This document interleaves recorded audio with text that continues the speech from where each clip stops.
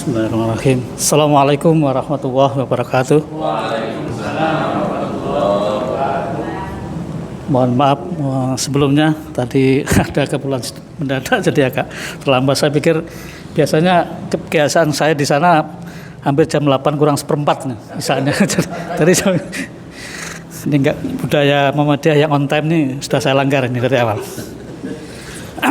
Bismillahirrahmanirrahim. Innal hamdalillah nahmaduhu wa nasta'inu wa nastaghfiruh wa na'udzu billahi min syururi anfusina wa min sayyiati a'malina may yahdihillahu fala mudhillalah wa man yudlil fala hadiyalah.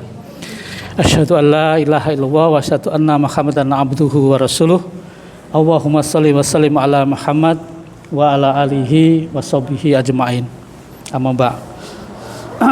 Bapak-bapak dan ibu-ibu jamaah salat Isya dan Tarawih insyaallah yang kami hormati dan muliakan, kita tetap istiqomah dalam beriman dan berislam serta bermuhammadiyah.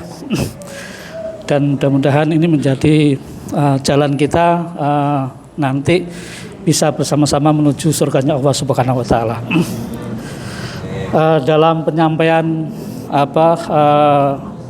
sedikit dalam rangka kegiatan Ramadan, saya hanya sedikit menyampaikan juga sepengetahuan saya dan selama ini juga ikut jamaah pengajian adalah berkaitan dengan sunatullah dan qadarullah yang insya Allah itu menjadi suatu tonggak keyakinan kita untuk meyakini hakikat agar kita itu yakin bahwasanya semuanya itu adalah karena Allah Subhanahu wa taala.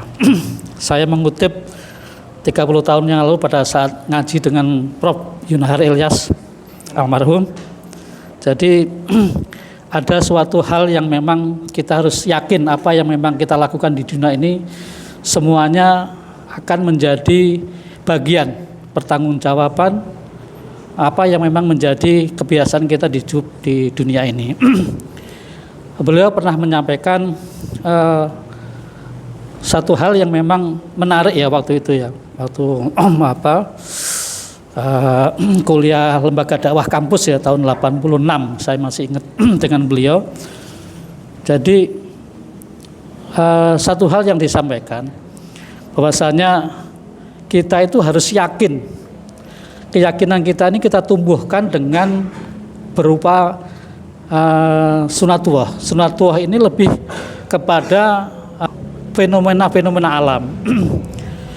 Kemudian beliau mencontohkan begini. Waktu itu kita ada di Masjid Juanda. Beliau yang ngajar lembaga dakwah kampus waktu itu. Beliau mengatakan waktu saya ibaratkan kondisi di sini ya sekarang. Kita itu kan harus meyakinin bahwasanya sunatullah itu adalah suatu ketentuan atau hukum yang memang diberikan Allah, yakin bahwasanya itu akan terjadi, tetapi itu bisa kita rubah lewat doa kita yang kita juga yakin akan perubahan yang Allah akan berikan.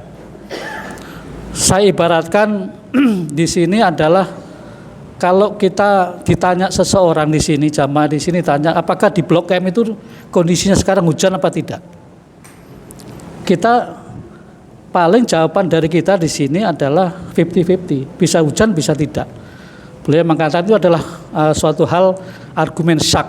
Jadi syak itu menurut beliau itu adalah keyakinan kita masih 50%. Kemudian mungkin kita sekarang keluar dari musola ini, ternyata di atas itu mendung.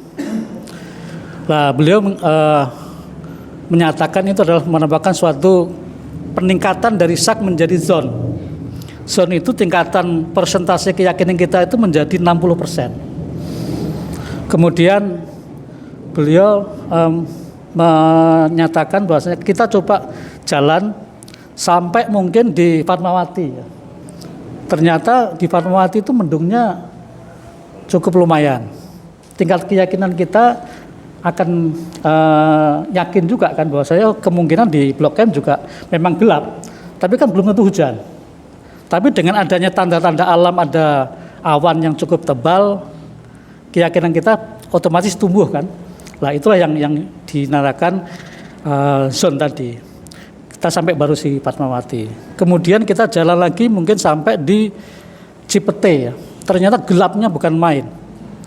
Beliau menyatakan bahwasanya itu adalah merupakan suatu ghalabatul dzon. Itu sudah mungkin tingkatannya sudah hampir 80-90%. Kemudian benar kita sampai di Blok M, hujan. Lah, itulah yang dikatakan hakul yakin, di mana memang Allah takdirkan, Allah sunatullahnya ada potensi awan sampai kepada Blok M ada hujan, sunatullahnya jalan. Itulah yang mendasarin kita. Tetapi sunatullah itu adalah sesuatu hal yang memang harus kita yakini, itu bisa kita rubah dengan keyakinan kita yang kalau itu memang benar-benar Allah bisa merubah dengan doa kita, insya Allah itu juga terjadi.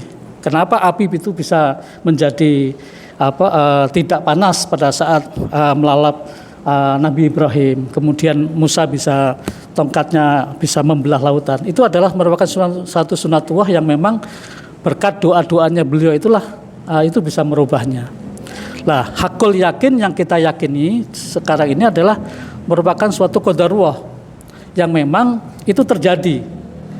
Sehingga menurut pandangan beliau waktu itu adalah ya kita sebagai umat muslim harus melalui proses. Lah, proses peningkatan sampai kepada hakul yakin tadi itulah yang harus kita tanamkan di diri kita, bahwasanya kita nggak perlu pesimis, kita nggak perlu ragu terhadap suatu ketetapan Allah yang memang akan terjadi.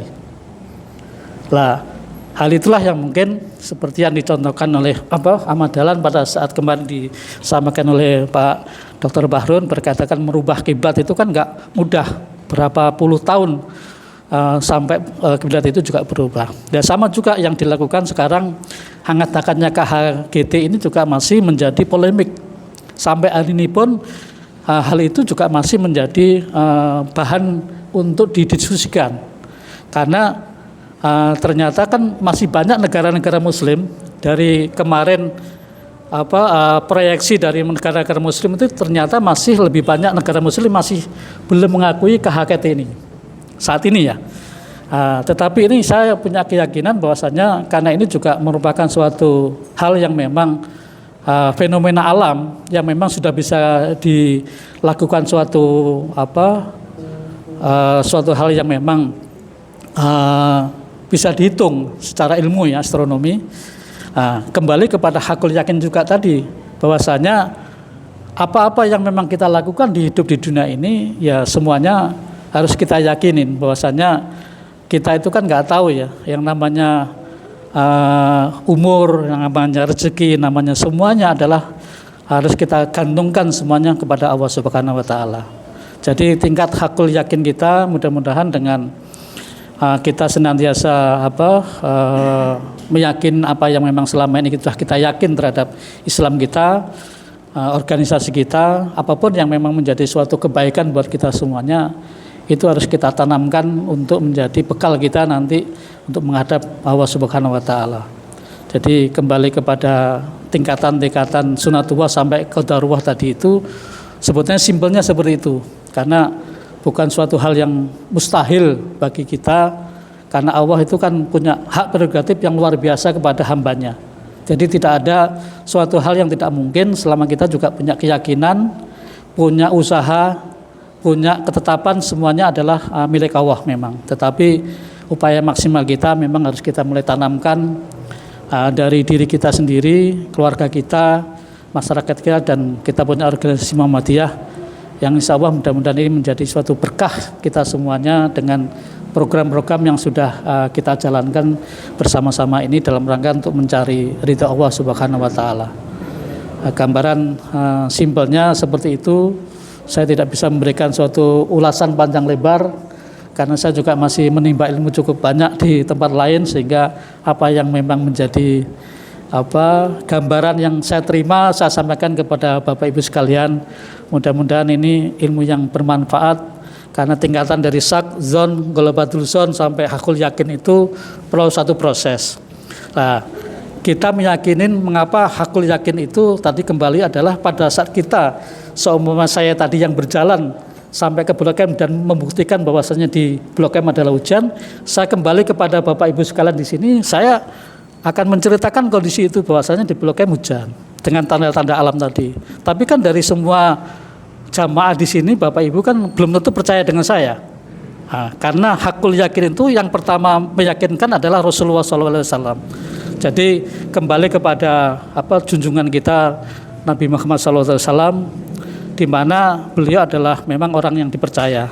Makanya kembalinya saya kembali ke di sini menyampaikan bahwasanya di Blok M itu hujan dengan tanda-tanda alam itu ada yang percaya dan ada yang tidak. Sama juga pada saat peristiwa Isra Mi'raj, hal itu juga terjadi di mana Rasulullah tidak pernah dianggap sebagai orang yang bisa dipercaya. Lama-lama alhamdulillah bisa dipercaya. Dan memang itu terbukti semuanya dengan adanya sunatullah dan qadarullah yang Allah berikan kepada kita dan sampaikan kepada kita. Mungkin itu sebagai gambaran. Mohon maaf Pak Ibnu, kalau penyampaiannya memang saya nggak bisa runtut seperti Ustadz. Saya masih cukup banyak belajar dan mudah-mudahan sedikit ilmu ini yang bisa saya sampaikan, mudah-mudahan menjadi tonggak kita dalam melakukan sesuatu harus hakul yakin dulu. Selama itu kebenaran dan kebaikan itu insya Allah itu pasti ada jalannya, dan itu yang ditakar. Sama juga dengan rezeki juga, karena kita, kalau saya kembali ke rezeki itu simpel aja. Saya sering menyampaikan kepada teman-teman di kantor, kalau rezeki kita sampai Allah mencabut nyawa kita itu 100 juta, ya sudah, mulai dari lahir sampai meninggal ya 100 juta. Yang tinggal jalannya adalah kita harus jalan yang hak dan tinggalkan yang batil. Karena mau batil ya 100 juta, mau hak ya 100 juta, kan gitu. Kan tinggal kita pilihan saja sebagai manusia. Jadi itu ini ya kolerasi kalau saya diskusi dengan teman-teman di kantor mengenai masalah rezeki. Itu pun juga samalah, ketentuan-ketentuan Allah yang lainnya akan sama mengikuti apa yang memang menjadi keyakinan di diri kita, dan kita semuanya pasrahkan kepada Allah Subhanahu wa taala. Mungkin itu saja yang bisa saya sampaikan. Sekali lagi mohon maaf jika ada hal-hal yang kurang berkenan dan ada yang salah. Ketentuan kesalahan itu ada dari diri saya sendiri, dan kebenaran itu semata-mata adalah milik Allah Subhanahu wa taala. Billahi taufiq wal hidayah. Alhamdulillahirabbil alamin. Assalamualaikum warahmatullahi wabarakatuh.